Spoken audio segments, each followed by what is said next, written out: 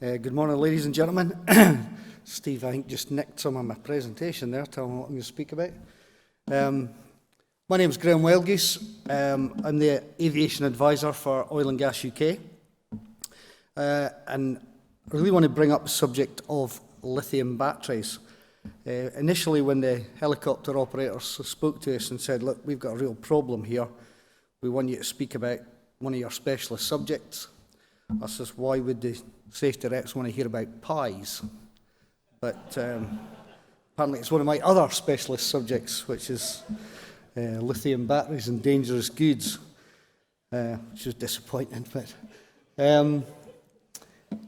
so they want to cover lithium batteries and the inherent dangers of thermal runaway and spontaneous combustion of these items. Aviation worldwide has got a real problem with lithium batteries, to the fact that there is a worldwide now aviation establishment to look at how these things are affecting flight.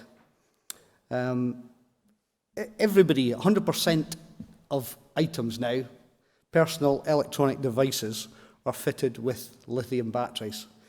Now that's covering everything from mobile phones, tablets, laptops, smartwatches, test equipment, games consoles, cordless tools, and the particular bad boys of the system is battery packs that you charge your phone with and battery-operated e-cigarettes.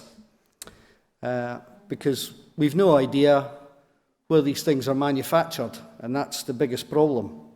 For those of you who have not seen the effects of a lithium battery fire, we've got a wee video here. I'll run that.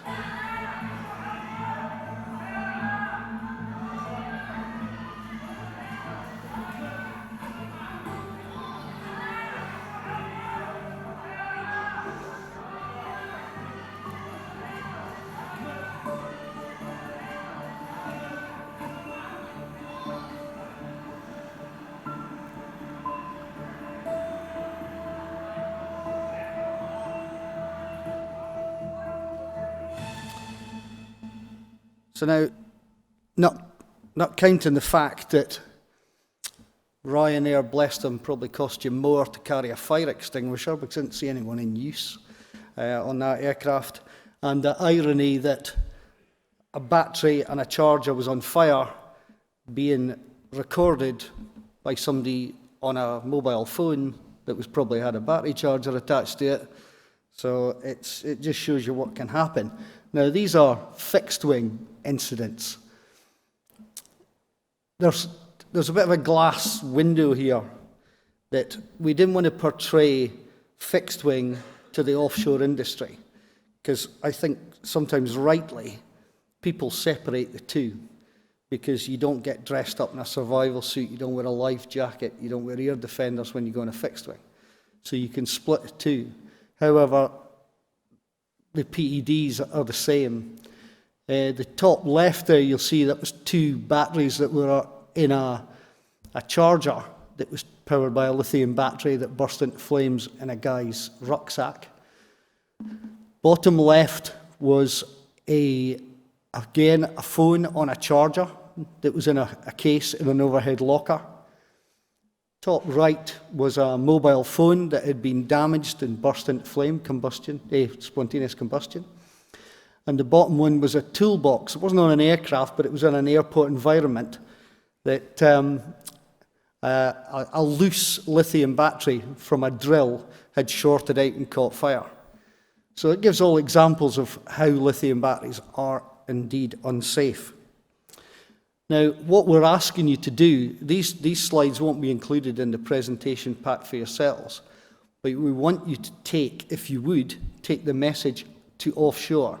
There will be a presentation downloadable from the Step Change website to demonstrate offshore on how the unsafe practice of packing PEDs in your bag can affect your flight. This is it going forward from here, called Fire in the Hold. You can see the link there. But the first slide covers a real helicopter incident. That was actually it wasn't in the UK, It was in Nigeria. It was Bristol that had the incident, and it was going outbound, and it was purely detected outbound because they didn't have the same security practices that we have here in the UK. So it was a battery-operated e-cigarette in a guy's bag. It was going on to an S-76 aircraft, and it was in the baggage trolley out on the apron when the loader noticed that there was smoke coming from the guy's bag. Now, you can imagine what would have happened had that been in the hold and it had gone flying. And really, what we'd like you to do offshore is, what do people think the consequences of that would have been? In effect, what would have happened is that the aircraft would have gone down. It would have been a controlled landing or a controlled ditching, depending on where he was. But there is smoke detection in the holds of helicopters. However, there's no fire suppression. So any pilot getting a smoke indication or a fire indication from his hold will have no option, according to his emergency procedures, other than put the aircraft down at as soon as possibility. Now, that's going to be anywhere. And it's a bit like a puncture in your car. You can practically guarantee it's not going to be in a flat road on a sunny day. It's going to be in bad weather, and it could be in the sea. So having that, something like that happen in the bag is not good. Again, the differences between where PEDs are carried. On a fixed wing, you can put them in the hold, and you can also carry them in your hand luggage. Of course, on a helicopter, there is no hand luggage. Everything is in the hold. The only thing you've got on your person is your mobile phone in your trouser pocket. There is fire suppression, smoke detection, and in a fixed wing. There is only smoke detection on a helicopter. There is no fire suppression on any of the aircraft. I think the EC-155 is the only aircraft, but that doesn't, it's one flight a week down south somewhere. Offshore, again, we'd like to go through this list and ask you guys offshore what they think they can carry on the aircraft. Battery-operated e-cigarettes, spare batteries, tablets, electric shavers, mobile phones, laptop, power packs, portable chargers. What do they think they can carry? We'll give you the answers. So there you go. But again, there's conditions. The power pack and portable chargers can only be carried considering they're not plugged into anything. Plugging them into something overheats the battery and is a main reason for batteries spontaneously combusting. Likewise with mobile phones. Baggage leaving the heliports is scanned and searched. So PEDs are detected when your bags go through the heliport and non-compliances are detected. Baggage leaving the installation is not routinely scanned. Now, some of you may be finding that your bags are being searched offshore. Don't be surprised if that becomes an increasingly common event. The helicopter operators are very concerned about powered up PEDs and PEDs being on charge in your baggage in an aircraft. They are insisting at this time, although we are having discussions with them, that all inbound bags should be searched. It may happen, it may not, but don't be surprised if it starts to happen. As an example, some of you again may have been subject to random inbound searches. Now, this is data from one helicopter operator in Aberdeen. So in the first 7 months, that was the number of bag searches, and that was what they found. So that's spare batteries, power banks, and PEDs switched on in passengers' baggage. Now, the figure looks low. If you roll it out, or what they've done there is rolled it out to, if it was a total amount of bags that were searched, so that's everybody's bag from that one operator, the figure goes up. If you extrapolate, and I love that word, people should use that more often, extrapolate those figures across all 4 helicopter operators and everybody's bags coming through Aberdeen, it actually works out, on average, that 1 in every 5 flights coming into Aberdeen has an unsafe piece of equipment on it. Now, if you take an average of 16 people on each aircraft, that's 288 passengers' lives that are at risk coming into Aberdeen every day because somebody has not taken the proper care to make sure that their PED is switched off, or they've decided it was a really good idea to power up their mobile phone on an hour-and-a-half flight inbound by sticking a charger on it. It is worrying, it is concerning. So the do's and don'ts, don't pack or carry electrical items on charge in your baggage. Don't pack or carry any spare batteries. There have been incidents where guys have thought that big, heavy spare battery for my power drill would look better in my garage than it does offshore. And there was one guy found with 3 of those in his bag on an inbound search. That's concerning. So do turn mobile phones off. Put them in flight safe mode before you switch them off. People might not know, but the reason for putting it in flight safe mode before you switch it off is because it disables the alarm function.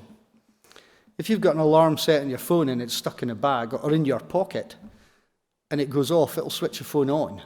Hence, that's where the problem comes from. If you put it in flight safe mode, the alarm function doesn't work.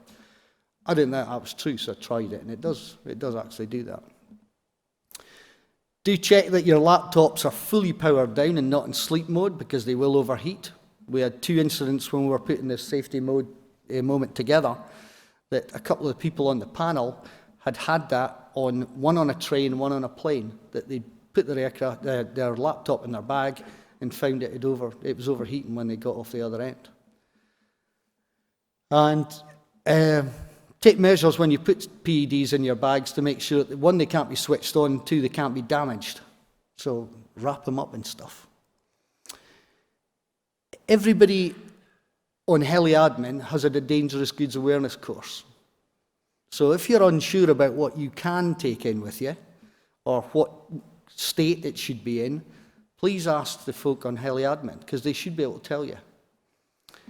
And whatever you're doing, bear in mind that if you see somebody putting someone in charge and sticking it in their bag, and you're going on that aircraft, that's your life they're putting in danger as well. Not only theirs, because if that goes on fire in a hold, you're all in trouble. So please challenge people like that and ask what they're doing. We really need you to join in and play your part, as it says. Failure to comply with these simple instructions, it endangers everybody on the aircraft. The helicopter operators, it sounds dramatic, but they're classing it as a clear and present danger to their aircraft and their passengers right now. That's how strongly they feel about it. Non-compliance, again, they're pushing that if people are found with PEDs that are switched on or in charge when they get into the heliport, it's too late by that time, but they are pushing for that person to have disciplinary action taken against them.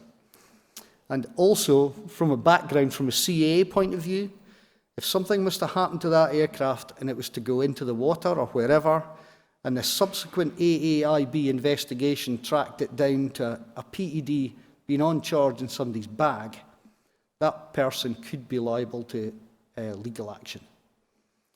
Worse still if something was to happen to another passenger. So that's that. I would appreciate, again, helicopter safety awareness courses that are run. Please attend them. They are very well attended. The next one's in November. It's close to being booked, but they are taking advanced bookings for the next ones for next year. Again, I'm here all day. If anybody's got any aviation questions at all, I'm an ex-engineer, I've been kicking about for 40 odd years. If I know the answer, I'll tell you. If I don't, I'll take your details and get back to you. Anybody got anything to do with aviation, please chuck it my way.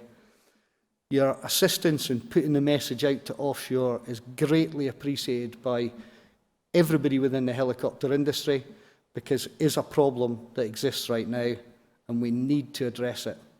The last thing we want to do is aviation security procedures to be crept in offshore.